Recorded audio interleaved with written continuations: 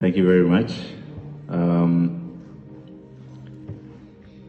I'd like to take this opportunity, first of all, to appreciate the opportunity that I've been given. Program Director, Alicia, Mrs. Mhlomo, who just opened with a prayer. We greet you. All the guests that have been planned to talk on today's event. Ms. Leka, Ms. Pillay, I'll say it's our special guest, Ms. Nikki James, who's here present, Dr. Mkwanazi, Sister Nuso, and Ms. J. Pillay. Special greetings to all of you who are present here today, especially the women of grace. You look stunning. I need to say that. You look stunning, you look beautiful. I think you need just to clap for yourselves about that. I'm not sure if I should talk to the CEO to allow us just to come and dress like this to work. You look amazing.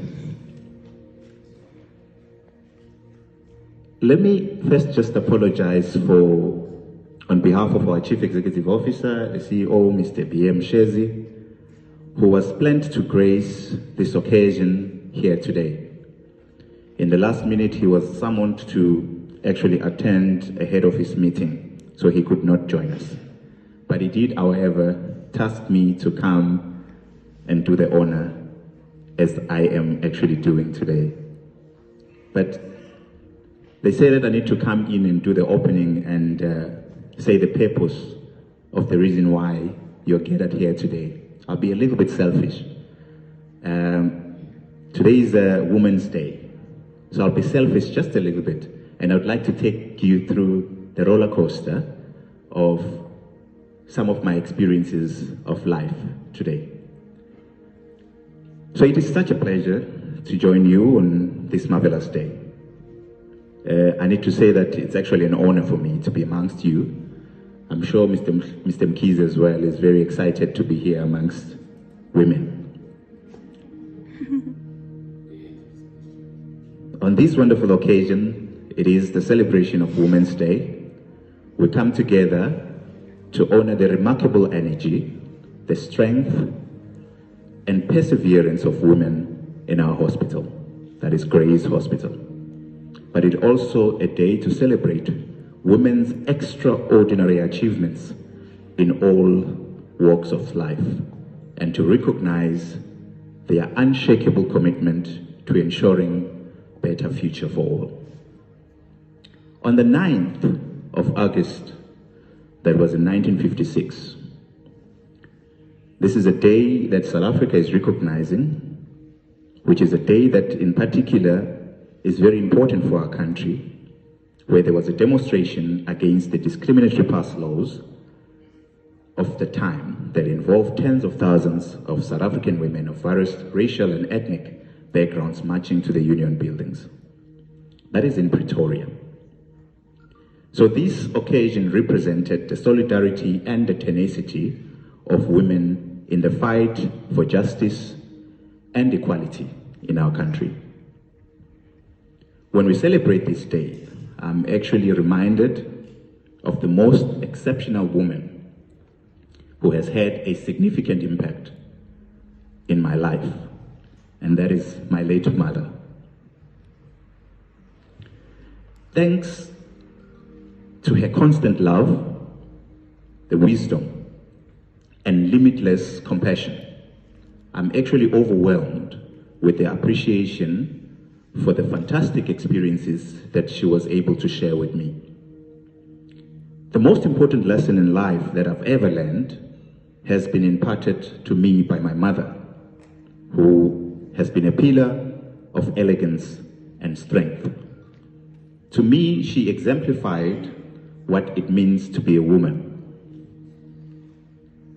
From the smallest deeds of kindness to the most significant acts of sacrifice. She was a loving mother and a committed professional, and she managed to balance all of these duties with grace. Well, for those who don't know, my mother's name was Mavis. If you recall in history, Mavis was a name that was very significant in the mothers, especially black women who used to work in the kitchens. Even in today's soapies, you'll find most of the soapies or the stories that you watch on television, if they refer to a woman who works in the kitchen or works in a household, they will call Mavis.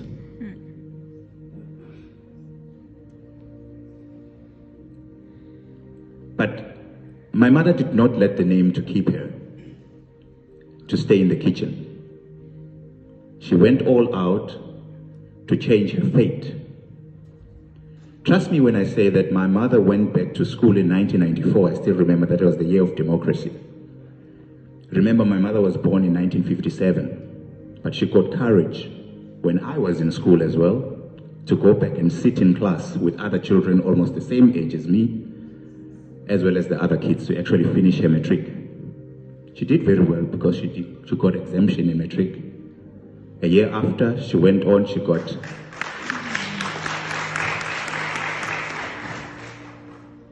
into a job and she became a teacher. While she was teaching, she then learned and she got her qualifications in teaching. So then, none dare challenge me when I say women are extraordinary. I saw it at home in front of my eyes, and that women in particular are very strong beyond what we can explain. No matter what our society says to us, but we know, and we know it very well, that while our forefathers and our fathers said to be digging gold in Johannesburg, and they called themselves the head of the house, in actual fact, women were heading the households. I think back on all of the times my mother's knowledge has enlightened my way, her strength in the face of adversity, her capacity for problem solving, even in the most hopeless circumstances, and her unwavering devotion have served as a constant source of inspiration for me. She taught me that true strength comes not only from brute might, but also from the capacity of empathy, compassion, as well as understanding. The commitment to helping others that my mother had shown is evident of the naturally nurturing nature of women. She had lavished our family with unending love while also extending her tenderness to the neighborhood. Everyone she met had been profoundly affected by her selflessness, whether it be by helping a friend in need or taking part in humanitarian endeavors.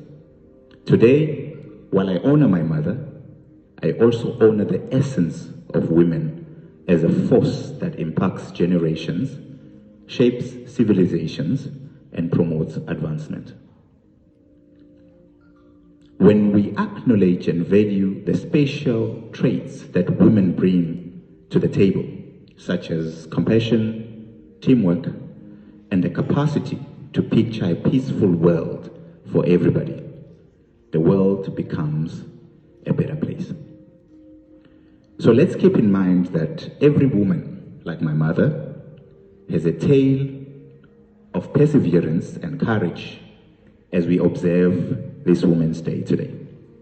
So let's pledge to work together as a society where every woman's potential is developed, her ambitions are encouraged, and her contributions are respected without bias. May we always appreciate and honor the special brilliance of the women and embrace and enhance our lives as we celebrate the accomplishments of women today. Let us join and make a joint commitment to work together at a time when our society is based on equality, respect, as well as empowerment. The MEC for Health recently had an event that looks so much similar to this, somewhere next to the sea in the South Coast. I'm sorry that you are here inland. But she made a remark on something that I thought was very important to share today. She made a note that healthcare workers in the Department of Health forms about 75% of our staff, yet 45% of those are in top management. The commitment is therefore to say that we need to relook at our structures to make sure that we give a space for women to be able to be and occupy the relevant positions in our department. And that is something that we need to do as a collective to make sure that we all give each other equal opportunities to be able to prosper. So all of you, as women, are appreciated for what you bring to the table, especially here in Grace. So don't be afraid to believe in yourself. You belong here in whichever position that you occupy. You belong there. You've been entrusted to take that position, not because you've been using any gimmicks, but because you deserve to be in those positions where you are. So I wish you all the best as you start this occasion today, and I open it in this way. And I said, I'm being selfish about it because I wanted it to bring to your confidence my experience with my mother, who exemplifies what women of the world should actually be. With her own flaws in the process, but she was able to raise a man that looks exactly like me, a tall, handsome guy.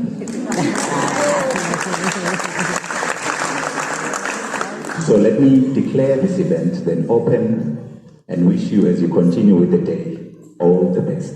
And again, let me emphasize, you look beautiful and stunning. Thank you.